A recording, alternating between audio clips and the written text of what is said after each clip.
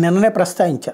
ఒక 4 రోజులు పోతే యూరప్ దేశాలనే అరబ్ దేశాలుగా మారిపోతాయేమో. ఎందుకంటే పాలస్తీనా నుంచినో, బంగ్లాదేశ్ నుంచినో, సిరియా నుంచినో, లెబనాన్ నుంచినో, యెమెన్ నుంచినో, లేకపోతే సిరియా నుంచినో ఇట్లాంటి దేశాల నుంచి బ్రతుకు తెరువు కోసం అని చెప్పేసి యూరప్ దేశాలకు వచ్చి శరణార్థులుగా ఆ దేశాలకు వచ్చి చివరికి అక్కడ తమ మతపరమైనటువంటి చట్టాలు కావాలని, తమ మతానికి స్వేచ్ఛ కావాలని, తమ మత ప్రార్థనా స్థలాలు కావాలని, చివరికి ఆ దేశాలే తమ మతపరమైనటువంటి కార్యకలాపాలకు మారాలంటూ ఉద్యమాలు చేస్తూ అక్కడున్న ప్రజలని విసిగిస్తున్నటువంటి పరిస్థితి యూరప్ సమాజంలో బాగా కనబడుతుంది. బ్రిటన్లో పాలస్తీనాకు అనుకూలంగా ఉద్యమాలు, అంతే తప్పించి హమాస్ చేసిన దుష్కృత్యాలకు వ్యతిరేకంగా ఉద్యమాలు లేవు. అట్లాగే అమెరికాలో అట్లాగే ఉంది, ఫ్రాన్స్లో అట్లాగే ఉంది, అన్ని దేశాల్లో అట్లాగే ఉంది.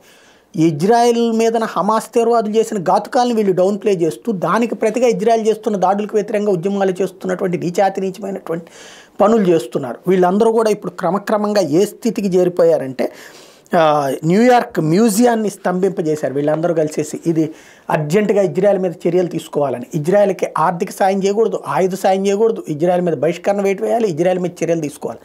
ఇప్పటికి కూడా ఇజ్రాయెల్ ప్రజలు బందీలుగా హమాస్ తీవ్రవాదుల చెరలో ఉంటే, వీళ్ళు నిజంగా చిత్తశుద్ధి ఉంటే హమాస్ వాళ్ళు బందీలను విడిచిపెట్టాలని ఉద్యమించాలి.